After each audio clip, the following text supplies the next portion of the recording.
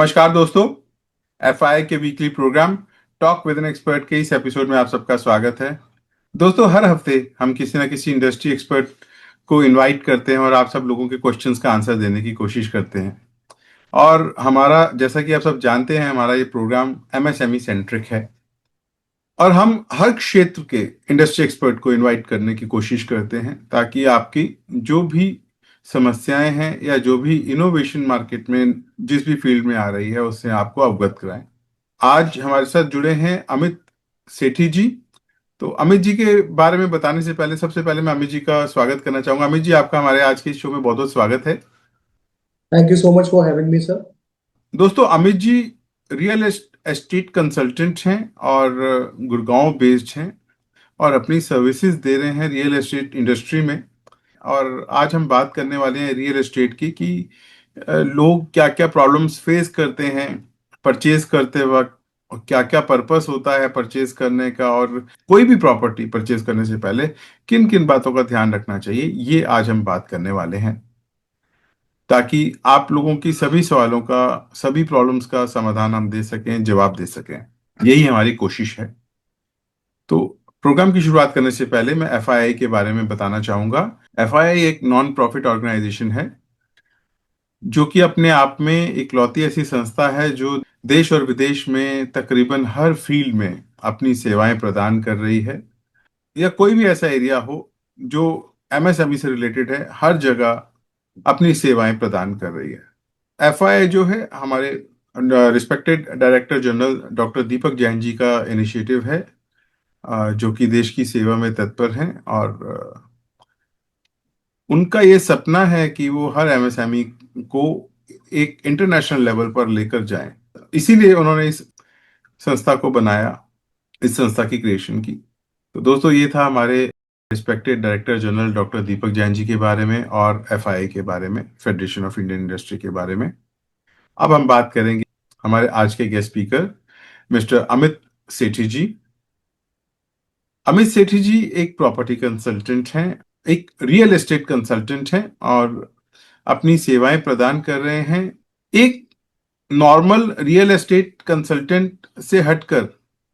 जो सबकी प्रॉब्लम्स को सॉल्व करने में लगा है वो है मिस्टर अमित कुमार सेठी, जो पैशन और प्रोफेशन दोनों को साथ लेकर चल रहे हैं। और इनकी सबसे बड़ी स्पेशलाइजेशन ये है कि एक कनाडा से ट्रेनिंग लेकर भी आए हैं रियल एस्टेट की और सर्टिफिकेशंस के साथ।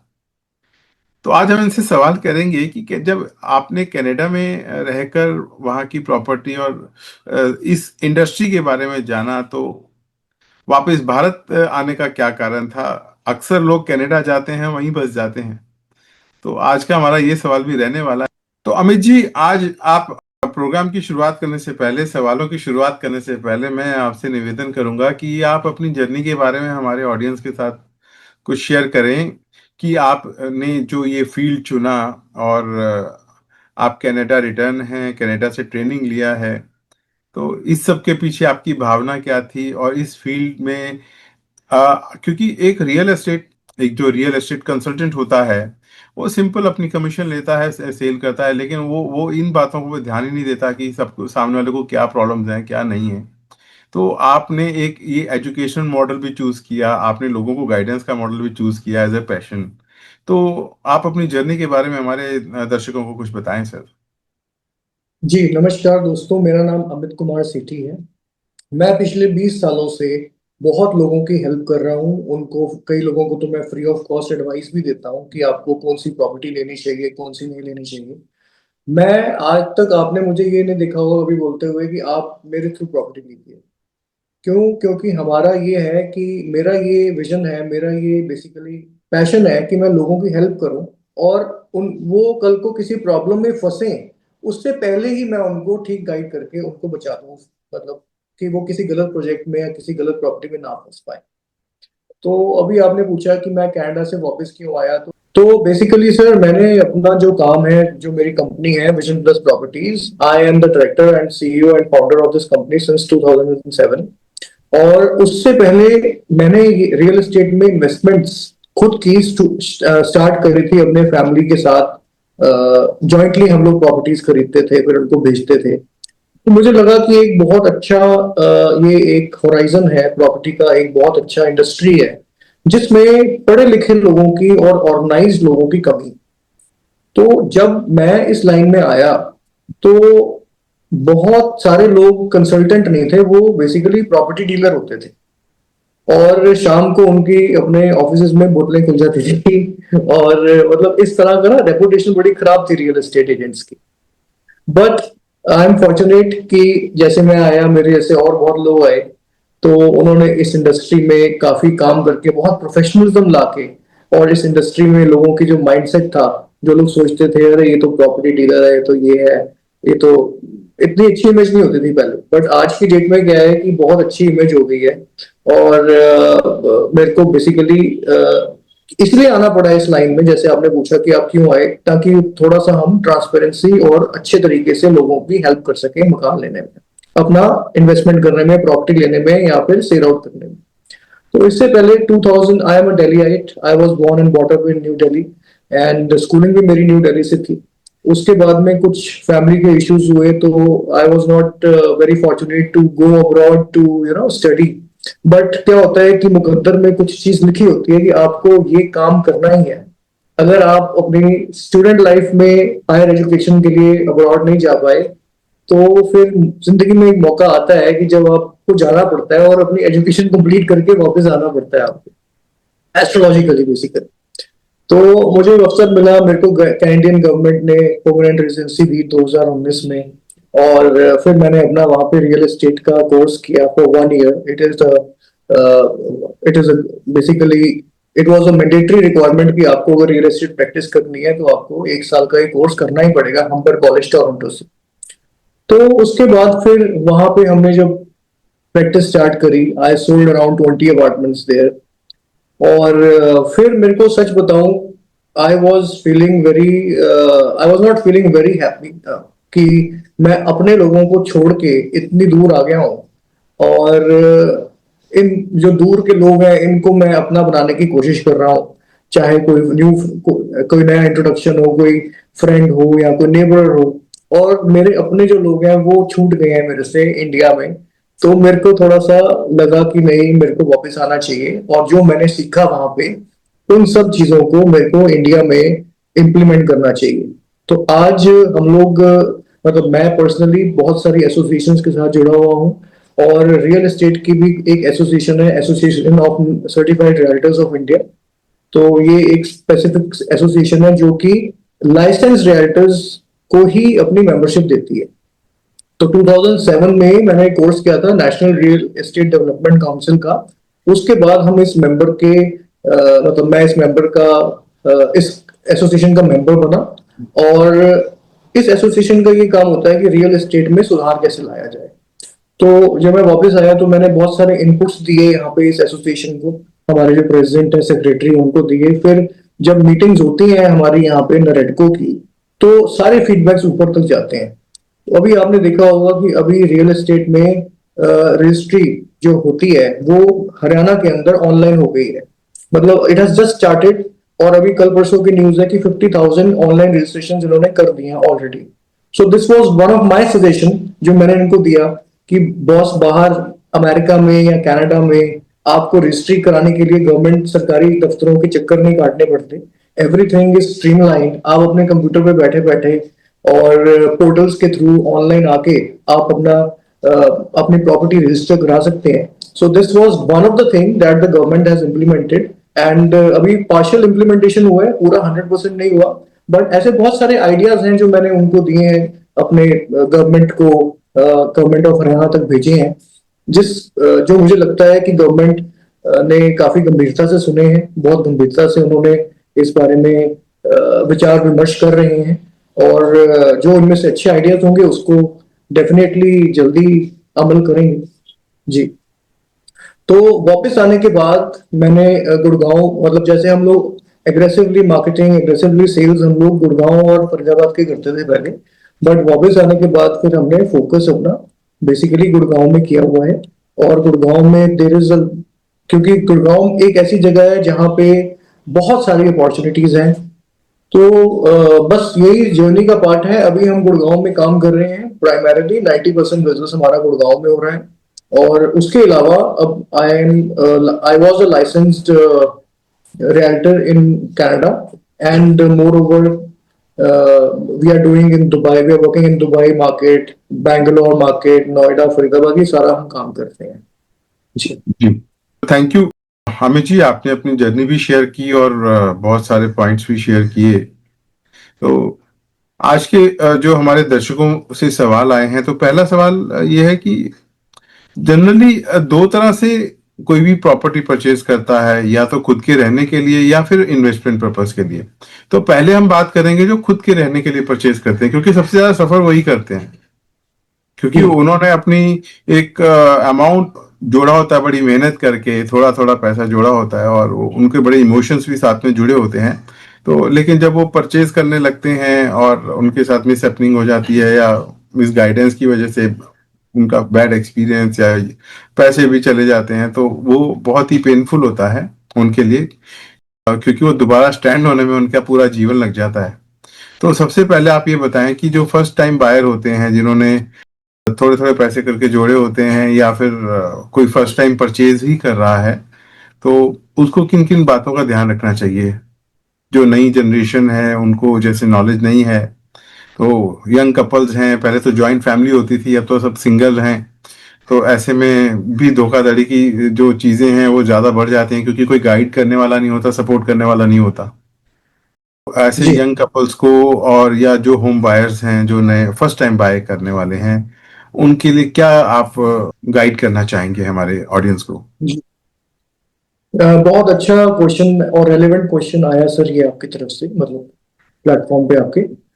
इसमें सर देखिए, होता ये है कि जो जेन जीज हैं, अगर हम फर्स्ट टाइम होम बायर्स की बात करें, तो दो कैटेगरीज के लोग आते हैं। वो जिन लोगों ने प्रॉपर्टी बाइंग पिछले 20 साल में सीरियसली नहीं लिया। कुछ लोग हमें ऐसे भी मिलते हैं जो कहते हैं कि यार स्टॉक्स में इन्वेस्ट कर देते हैं, ज्यादा रिटर्न आएगा, या किसी और स्कीम में इन्वेस्ट कर देते हैं, वहां उनको लगता है कि ज्यादा रिटर्न आएगा, और घर तो चलो हम कभी भी ले लेंगे। तो बिलीव यू मी संजीव जी, अभी पिछले 10 दिनों में अभी हम एक प्रोजेक्ट कर रहे हैं जो बिलो 2 करोड़ है गुड़गांव की मार्केट में। जनरली गुड़गांव की मार्केट में 5-6 करोड़, 7-8 करोड़ से कम कुछ आता नहीं है। But there is a project जो 2 करोड़ से कम आया, तो ये सारे लोग उठ के आए हैं हमारे पास। हम हमें बहुत लोगों की तरफ से बुकिंग्स और सपोर्ट मिला है। मतलब वो लोग, उन लोगों की मैं स्टोरी सुनता हूँ तो वो इसीलिए परेशान है, जो आपने कहा कि कहीं गलत जगह इन्वेस्टमेंट कर दी। कई लोगों ने इग्नोर कर दिया प्रॉपर्टी बाइंग की, चलो कोई बात नहीं, रेट कहाँ बढ़ रहे हैं, बाद में देखेंगे। तो इस वजह से सीरियसली नहीं ले पाए। तो अभी जो सबसे इंपॉर्टेंट चीजें हैं जो लोगों को ध्यान रखना चाहिए, पहली चीज तो ये है कि किसी भी प्रॉपर्टी या प्रोजेक्ट की हाइप में फंसना नहीं है। बिल्डर का बजट होता है जी, बिल्डर जैसे फॉर एग्जांपल छोटा सा प्रोजेक्ट भी अगर कोई 5 एकड़ का प्रोजेक्ट करता है डेवलपर, उसकी प्रोजेक्ट कॉस्ट निकल के आती है 1500 से 2000 करोड़ रुपए। उस 2000 करोड़ में उसका मार्केटिंग बजट होता है 10 से 15 करोड़ रुपए। तो डेवलपर के लिए तो it is not even 1% of the office entire project cost as a marketing. लेकिन मार्केटिंग कैंपेन्स वो ऐसे रन कर देते हैं कि इसमें क्या होता है कि हाइप बना देते हैं, और बहुत सारे लोग हाइप में आके फंस जाते हैं। तो सबसे इंपॉर्टेंट चीज कि हमें किसी भी हाइप में नहीं आना। अगर किसी ने हाइप बनाई है किसी डेवलपर में, आप जाइए उस डेवलपर के ऑफिस में, सबसे पहले आप उसका रेरा का नंबर पूछिए कि बॉस आप इतना हाइप कर रहे हैं अपने प्रोजेक्ट का, what is the RERA number, do you has the RERA number been allotted to you, आपका क्या नंबर है रेरा का। नंबर टू, आप देखिए कि उस प्रोजेक्ट की लोकेशन क्या है। अगर आप एंड यूजर हैं तो क्या वो आपके ऑफिस से कितना दूर है। और अगर आप देखें कि आप मतलब हस्बैंड वाइफ दोनों जॉब करते हैं, तो दोनों के ऑफिसों से कितना दूर है, बेसिक इंफ्रास्ट्रक्चर कितना दूर है, अच्छा हॉस्पिटल कितना दूर है, और अच्छे स्कूल्स कितने दूर हैं। क्योंकि इंडिया में क्या है कि एक बड़ा अच्छा कॉन्सेप्ट है कि यहाँ पे अगर आपका स्कूल 10-12 किलोमीटर या 15 किलोमीटर दूर भी है तो एडमिशन मिल जाती है वहाँ, यहाँ बच्चों को। तो बाहर में क्या है कि आउटसाइड कंट्रीज में जैसे अमेरिका या कनाडा, उसमें एक पैरामीटर होता है कि school has to be within 3 kilometre of the vicinity. आप जिस एड्रेस में रहते हैं उस एड्रेस से 3 किलोमीटर के अंदर अंदर ही आपका स्कूल होना चाहिए। चलो वी आर थैंकफुल कि ऐसा नहीं है, but still the school has to be near, a good school has to be nearby only. तो स्कूल देखा जाए, और तीसरा ये देखा जाए कि कंस्ट्रक्शन क्वालिटी क्या है, बिल्डर का क्रेडिट का क्या बेसिकली ट्रैक रिकॉर्ड रहा है, बिल्डर ने कितने प्रोजेक्ट्स डिलीवर करे हैं, जो डेवलपर ने प्रोजेक्ट डिलीवर करा है उसके एग्जिस्टिंग प्रोजेक्ट में जाओ, देखो कि कितने लोग खुश हैं, क्या प्रॉब्लम्स आ रही हैं उन लोगों को, और वो जो प्रॉब्लम्स आ रही हैं तो डेवलपर उसको सॉर्ट आउट कर रहा है कि नहीं कर रहा। क्योंकि एक अच्छा डेवलपर वही होता है जो बेसिकली अपने एग्जिस्टिंग प्रोजेक्ट्स में जो रहने आए after position post position problems को अच्छे से सॉल्व करे। तो ये कुछ बातों का ध्यान रखने वाली बात है। चौथा, बैंक लोन सबसे इंपॉर्टेंट चीज है कि अगर प्रोजेक्ट में बैंक लोन हो रहा है तो चलो फिर भी आप you are in safe hands, क्योंकि रेरा रजिस्ट्रेशन है, बैंक लोन्स हैं, then it is a good to go project. जी। और अभी आज सुबह ही इनफैक्ट किसी ने मेरे से पूछा कि उनके बेसिकली वो एंड यूजर हैं, वो कोई अपार्टमेंट हम उनको दे रहे थे जो कि थोड़ा सा दूर था शहर से, तो मतलब शहर नहीं बट हॉस्पिटल थोड़े से दूर थे। तो उनका एक वैलिड क्वेश्चन आया कि उनके पेरेंट्स साथ रह रहे हैं उनके, जो अराउंड 80s में है, 75-80 ईयर्स प्लस है। तो उनका एक वैलिड क्वेश्चन आया कि आपने ये प्रोजेक्ट तो हमें दिखा दिया, मेरा एक एग्जीक्यूटिव जाके उनको प्रोजेक्ट दिखाया, उनको पसंद भी आ गया, हम we were sitting on the finalisation stage. तो तो फिर वो मेरे से पूछते हैं कि अमित, ये मैं ले तो लूं लेकिन मेरे ना पेरेंट्स ओल्ड हैं और ये बहुत दूर पड़ जाएगा हमारे से। तो हम we dig deeper into the question, हमने डेवलपर से पूछा कि बॉस आपके लोकेशन इतनी दूर है, आप लोगों को मेडिकल सपोर्ट क्या दे रहे हो।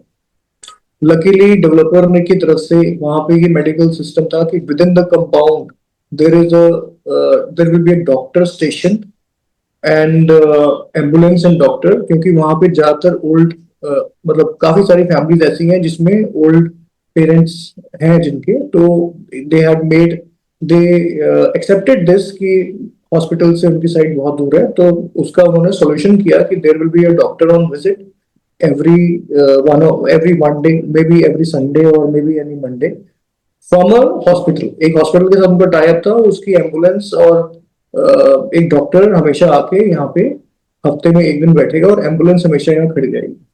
तो द क्लाइंट गॉट कन्विंस, वो कहते हैं चलो ठीक है, ये आपने ये अच्छा है, क्योंकि रीजन ये था कि उनका उन क्लाइंट का बजट बड़ा कम था, और हॉस्पिटल्स के पास जाना मतलब एक डेवलप्ड एरिया में जाना, डेवलप्ड एरिया में फिर 7-8 करोड़ 10 करोड़ वाली कहानियां होती हैं। तो he got convinced and he bought a property there with us today. Yeah. जी। और सर एक जनरली कुछ चीजें देखने में आई हैं कि जब कोई होम बायर जो अपने लिए बाय करते हैं, कपल्स हैं या फर्स्ट टाइम बायर्स हैं, वो हस्बैंड वाइफ दोनों जॉब कर रहे होते हैं, और जनरली वो जल्दबाजी में होते हैं कि उनको जल्दी से घर पसंद आए या फ्लैट पसंद आए, और वो उसकी फटाफट फॉर्मेलिटी पूरी करें और पेमेंट करें और पोजीशन लें। तो जब भी कोई मिस्टेक होती है जल्दबाजी में होती है, उसमें जी। डेवलपर का कोई हाथ नहीं होता। हम्म। तो ऐसी कोई कॉमन 3 मिस्टेक्स बताएं जिनका हमारे दर्शकों को ध्यान रखना चाहिए। देखिए, डॉक्यूमेंटेशन, अगर आप ready to move in apartment देख रहे हैं, आप उसके डॉक्यूमेंटेशन देखिए। Documentation has to be a good one. Best option ये रहती है कि आप बैंक लोन अप्लाई कर दो और वो प्रॉपर्टी के डॉक्यूमेंट्स बैंक को दे दो, ताकि बैंक भी वेरीफाई कर दे। बैंक का जो सिस्टम होता है, the process of verification of documents, क्योंकि जनरली होता यह है कि 60-70% से ज्यादा पैसा बैंक लगा रहा होता है, एक एंड यूजर खाली 20-30% ही पैसा लगाता है। तो बैंक के जी। जो सिस्टम्स होते हैं, एक तो पहले आप उस पर रिलाई कीजिए, उसकी तरफ से लीगल रिपोर्ट, वेरिफिकेशन रिपोर्ट, ये सारी रिपोर्ट्स आने दीजिए। डॉक्यूमेंट की वेरिफिकेशन, पूरी चेन की वेरिफिकेशन करते हैं वो, कि कौन सी प्रॉपर्टी कब बिकी थी, किसको गई, उसके बाद में फिर और उस उन्होंने किसको बेची, या फिर फैमिली में कितने लोगों के पास बारी बारी वो प्रॉपर्टी, मतलब father to son, son to son, मतलब ऐसे केस है या क्या है। और डॉक्यूमेंटेशन क्लियर होना चाहिए। अवॉइड करें कि अगर कोई जीपीए इन्वॉल्व है किसी भी प्रॉपर्टी में, तो don't go for that property, क्योंकि जीपीए आपको पता है इंडिया में कैसे बनती है जीपीए, और बहुत सारे फ्रॉड और फर्जीवाड़े जीपीए के थ्रू ही होते हैं। तीसरा सबसे इंपॉर्टेंट चीज ये है कि आप उस प्रॉपर्टी में जाइए, पड़ोसियों से बात करिए, आसपास देखिए, आप पता लगाइए कि उस पर्टिकुलर प्रॉपर्टी में कोई मिसहैप तो नहीं हुई बाय एनी चांस। तो ऐसे भी कई केसेस आते हैं कि जिसमें मिसहैप हुई होती है, तो बाद में लोग प्रॉपर्टी लेते हैं, बाद में पता चलता है उनको कि अरे इसमें तो ये है। हालांकि वो मेरे टॉपिक से रिलेटेड नहीं है, बट स्टिल ऐसी परेशानियां हैं मार्केट में, तो मुझे लगा कि आपको एक बार बता दें। जी, तो नहीं, ये थैंक यू चीजें सर। बाकी। जी जी। सर, अब ये हमने होम बायर्स की बात की, अब हम आते हैं इन्वेस्टर्स पॉइंट ऑफ व्यू। तो जी। ऐसे इन्वेस्टर्स को क्या क्या बातों का ध्यान रखना चाहिए जो इन्वेस्ट करना चाहते हैं? अभी तक उन्होंने इन्वेस्ट नहीं किया लेकिन वो इन्वेस्ट करना चाह रहे हैं प्रॉपर्टी में, तो क्या उनको किन किन बातों का ध्यान रखना चाहिए कोई भी प्रॉपर्टी चूज करते वक्त इन्वेस्टमेंट पर्पस के लिए? सर, इसमें ना दो कैटेगरीज ऑफ इन्वेस्टर्स हैं। एक तो है कमर्शियल प्रॉपर्टीज के इन्वेस्टर। तो उनके पास ऑप्शंस होते हैं, they can go in for a rented shop, pre rented property, और under construction shop in the mall और ऑफिस स्पेस। और दूसरी तरफ जो है ना, वो है आपके पास रेजिडेंशियल प्रॉपर्टीज। इन्वेस्टमेंट्स और भी बहुत होती हैं, बट मैं जो टॉपिक कवर कर रहा हूँ, we are working with developers and developer properties. तो मैं इसी बारे में आपको बता पाऊंगा, because I am the expert in this field. बाकी लोगों का और भी होता है कि कई लोग जो है, कोई एग्रीकल्चर लैंड ले लेते हैं, चला चलाया वेयर हाउस ले लेते हैं। अमेजोन को, फ्लिपकार्ट को वेयर हाउस चला हुआ है, वो भी ऑप्शंस होती हैं इसमें। बट देखिए, सबसे इंपॉर्टेंट चीज ये होती है कि आप लोकेशन देखें कि आप किस लोकेशन पे प्रॉपर्टी ले रहे हैं। लोकेशन, प्रॉपर्टी में तीन चीजें इंपॉर्टेंट होती हैं: लोकेशन, लोकेशन एंड लोकेशन। और जी बाकी कुछ भी बात होती है वो इसके बाद आती है। आज आप कमर्शियल प्रॉपर्टी ले रहे हैं, आपकी लोकेशन मान लीजिए गोल्फ कोर्स रोड के ऊपर है, तो आपका नेबरहुड जो है, आपको बहुत सारे डीप पॉकेट्स वाले लोगों से इंटरेक्शन होगी। जो भी आपके प्रॉपर्टी में शॉप खोलेगा या कोई कोई भी ब्रांड आएगा, उसकी सेल बहुत अच्छी होगी, क्योंकि people with deep pockets are living nearby. आप किसी अपकमिंग लोकेशन पे ले रहे हैं अगर, जो कि आपको लगता है कि 3 से 4 साल में डेवलप हो जाएगी, तो उसमें यह है कि आपको रेंटल बेनिफिट तो उतना नहीं मिल पाएगा, क्योंकि लोकेशन ऑफ है वहां पे। दूर की लोकेशंस पे वही लोग जाते हैं जो, जिनके पास ज्यादा पैसे नहीं होते, तो वही थोड़े से दूर की लोकेशन पे जाते हैं। हम कमर्शियल प्रॉपर्टी अगर ले रहे हैं, तो हमें हाई पॉकेट, डीप पॉकेट्स वाले लोग चाहिए, जिनकी मंथली इनकम ज्यादा हो, ताकि वो ज्यादा स्पेंड कर सके। तो दूर अगर आप प्रॉपर्टी लेते हैं, कोई अंडर कंस्ट्रक्शन प्रॉपर्टी लेते हैं, जो पहले मैंने आपको एग्जांपल बताया था, that was for a ready to move in property, commercial property. And now I am telling you कि अगर आपको बिल्डर के साथ नए प्रोजेक्ट में जाते हैं, तो वो प्रोजेक्ट्स तो दूर की लोकेशन पे ही आते हैं जनरली। तो अगर आप दूर की लोकेशन पे जाते हैं, तो वो आपको इतना अच्छा रेंटल इनकम तो नहीं देगा, बट आपका कैपिटल अच्छा अप्रिशिएट करा देगा, क्योंकि वहाँ इंफ्रास्ट्रक्चर अभी सारा डेवलप हो रहा है।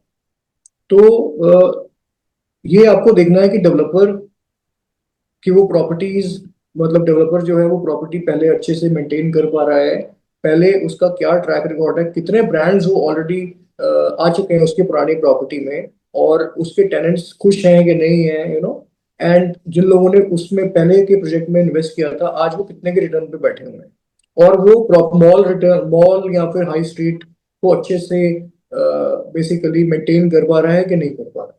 तो ये इंपॉर्टेंट चीज है। और दूसरा ये था कि जो coming to the second point, कि जो रेजिडेंशियल के इन्वेस्टर्स हैं, उनको बेसिकली क्या है कि उसमें दो ही चीजें होती हैं रेजिडेंशियल में: प्लॉट वर्सेस अपार्टमेंट का कंपैरिजन होता है मार्केट में। कई लोग कहते हैं कि प्लॉट लेने में अच्छी आरओआई आती है, कई लोग कहते हैं कि अपार्टमेंट में अच्छी आरओआई आती है।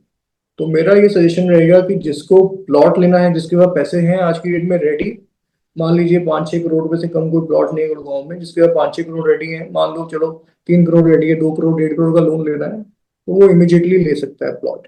अदरवाइज आज की डेट में स्मार्ट इन्वेस्टर ये कर रहा है कि they are going in for projects, for the pre launch projects of reputed developers.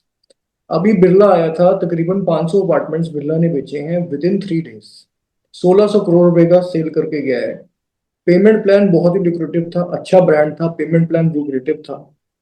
तो बेसिकली क्या है कि आपको ये चीजें नोट करनी है कि आपका पेमेंट प्लान अच्छा हो, जो भी डेवलपर में आप इन्वेस्टमेंट कर रहे हैं, और अच्छी लोकेशन पे हो, पेमेंट प्लान अच्छा होने की वजह से मतलब ये होता है बेनिफिट आपको कि लिवरेजिंग का बेनिफिट आपको मिल जाता है।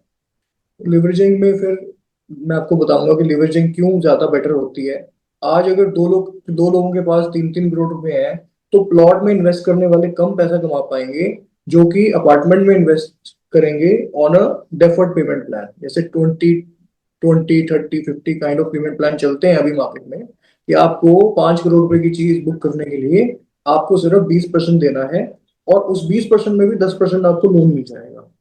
तो जो अमाउंट आपने 10% दिया, वो 10% का अमाउंट आपके पूरे 100% के एप्रिसिएशन को गारंटी करेगा। मतलब वो आपको 10% देने के बाद में पूरे 100% पे जी। एप्रिसिएशन आपको कमा के देगा। जी। आपने इसमें ये कवर कर दिया कि मूव इन प्रॉपर्टी से बेटर अंडर कंस्ट्रक्शन प्रॉपर्टी रहती है हमेशा, राइट? हाँ जी, हाँ जी सर। तो लेकिन सर इसमें एक और सबसे बड़ा पॉइंट आता है कि इतने जैसे आपने भी बताया, और मार्केट में कितने सारे प्रोजेक्ट्स चल रहे हैं, कितने बिल्डर्स हैं, तो सही प्रोजेक्ट कैसे करें? क्योंकि अब सारे के सारे एक ही प्रोजेक्ट पे तो जा नहीं सकते, क्योंकि हर प्रोजेक्ट की अपनी लिमिटेशंस हैं। लिमिटेड है, कोई 400-500 फ्लैट्स बना रहा है, कोई 100-200 बना रहा है, कोई 600-700 बना रहा है। तो लेने वाले बहुत हैं, तो किन बातों का ध्यान रखें प्रोजेक्ट को चूज करते हुए? कौन से प्रोजेक्ट में इन्वेस्टमेंट करें या अपने लिए परचेज करें? किन बातों का ध्यान रखें इस पॉइंट ऑफ व्यू से? बड़ा इंटरेस्टिंग क्वेश्चन है सर संजीव जी। बेसिकली जी। क्या होता है कि आपको ना अच्छे प्रोजेक्ट की कोई डेफिनेशन नहीं है। हमने बहुत ही अच्छे लिस्टेड डेवलपर भी डूबते हुए देखे हैं। जैसे यूनिटेक का नाम ले लीजिए आप, और भी बहुत सारे नाम हैं, बट अब नाम क्या लेना किसी का। और बहुत सारे एग्जांपल्स मैं आपको ऐसे भी दे सकता हूँ, जो कि दो लोग थे, एक फैमिली थी, मतलब डेवलपर फैमिली। उन्होंने बहुत पैशनेटली काम किया, और they put their heart and soul into the project, और वो प्रोजेक्ट अच्छे से खड़ा किया, उसको रन किया, फिर आज they are doing around 20 projects at one time. तो हमारा ना कुछ हमने पैरामीटर्स बनाए हुए हैं अपने। तो वी देखिए, हम रेरा का नंबर तो देखते ही हैं, डेवलपर का पास ट्रैक रिकॉर्ड भी देखते हैं। उसके अलावा ना कुछ ऐसी चीजें और हैं जो हम अपने पर्सनल लेवल पे देखते हैं। जैसे हम लोग मिलते रहते हैं, डेवलपर के चेयरमैन से मिलते रहते हैं, डायरेक्टर से मिलते रहते हैं, उनकी सीनियर टीम से मिलते रहते हैं। फिर हम मार्केट में मिलते हैं कुछ प्राइवेट लैंडर्स के साथ, जमीन वालों के साथ भी मिलते हैं। तो वो हमें पूरी एक आइडिया देते हैं कि कौन से डेवलपर ने मार्केट से कितना पैसा उठाया हुआ है। जब हम किसी का जी। प्रोजेक्ट करते हैं, हम देखते हैं कि उसके पास डेप्थ कितना है, उसने कितना पैसा, कितना उसने लोन उठाया हुआ है। चाहे वो लोन जो एक नंबर का, जो बेसिकली आपका बैंक से लोन होता है, वो तो आपके रिकॉर्ड में आ जाता है। वो तो आप आरटीआई के थ्रू, अगर किसी आपने आप पता लगाना चाहो तो आप पता लगा सकते हो कौन से के ऊपर कितना लोन है। बैलेंस 100 रुपए खर्चो, बैलेंस शीट निकल जाती है पूरी। तो पिछले साल में उसने कितना लोन उठाया, कितना नहीं है, आपको सारा पता चल जाता है। बट जो जी। मार्केट के लोन होते हैं ना, ये पता लगाना बहुत मुश्किल है। इसके लिए हम as a consultant due diligence करके देखते हैं कि कौन से डेवलपर के ऊपर कितना डेप्थ है। फिर हम देखते हैं कितना लैंड बैंक उसके पास है। फिर हम देखते हैं कि और भी कई सारी बातें हैं जो हम चेक करते हैं। और फिर उसके बाद में हम एक कंक्लूजन पर निकलते हैं कि अगर मैं आज अपना पैसा लगाना चाहूँ, तो क्या मैं इस प्रोजेक्ट में लगाऊंगा या नहीं लगाऊंगा। तो अगर मैं सेटिस्फाइड होता हूँ कि मैं अपना पैसा आज लगा सकता हूँ यहाँ पे, तभी हम लोग उस प्रोजेक्ट को प्रमोट करते हैं। तभी हम उस प्रोजेक्ट को बेसिकली मार्केट करते हैं अपने टेबल से। Otherwise we let the project go, क्योंकि मार्केट में प्रोजेक्ट भरे पड़े हैं। तो कोई अच्छा सेफ वाला प्रोजेक्ट हम अपने इन्वेस्टर्स को या अपने कस्टमर्स को, अपने क्लाइंट्स को पिच करेंगे, फिर जी। ऑफर करेंगे। तो अमित जी, आज के लिए बस इतना ही। मैं, क्योंकि कोई सवाल तो और भी बहुत सारे हैं, लेकिन समय मैं अलाउ नहीं कर रहा है। तो आज का दिन, आज का इस एपिसोड को कंक्लूड करने के लिए मैं आपसे रिक्वेस्ट करूंगा कि दो शब्द आप हमारे दर्शकों को बताएं। कुछ भी आप क्या कहना चाहेंगे हमारे दर्शकों को आज का प्रोग्राम को कंक्लूड करने के लिए? Thank you so much. मैं आपको यही कहना चाहूंगा, आज की डेट में मार्केट में ना बहुत कंफ्यूजन है प्रोजेक्ट्स को लेके।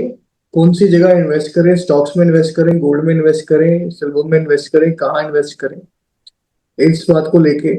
और बट इसमें ना क्या है कि सही सलाह मैं आपको यही दूंगा आपके दर्शकों को, क्योंकि बेसिकली रियल एस्टेट की इन्वेस्टमेंट ही रियल होती है, बाकी सब चीजें ऊपर जाएंगी फिर नीचे आ जाएंगी। सस्टेनेबल ग्रोथ अगर आपको चाहिए तो that is the real estate. तो नेक्स्ट एपिसोड में हम और तो कंक्लूजन करने के लिए मैं आपको ये बताऊंगा संजीव जी, मैं यही बोलना चाहूंगा कि real estate is the right investment. You know, millionaires grow rich in their sleep. आप अच्छी प्रॉपर्टी लें जिसमें आपको अच्छा आरओआई आए, और रियल एस्टेट के अंदर इन्वेस्टमेंट अपनी करते रहें, और सही प्रॉपर्टी में इन्वेस्ट करें, और सही लोगों के थ्रू इन्वेस्ट करें। तो जी, जी, thank you very much. Thank you sir, आज के लिए बस इतना ही। और दोस्तों, मैं आप सबसे यही रिक्वेस्ट करूंगा कि आज जिस जिस तरह हमने आपके सवालों का जवाब दिया, अमित जी ने आपके सभी सवालों का जवाब दिया, आपके और कोई सवाल हो आप हमें मेल कीजिए ताकि हम अगले एपिसोड में उसको इंक्लूड करें।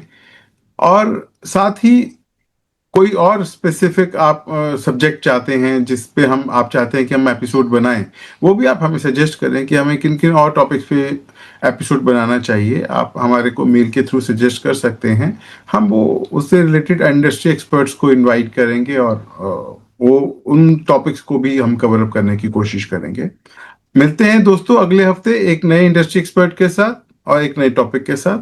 आज के लिए इजाजत चाहते हैं। नमस्कार।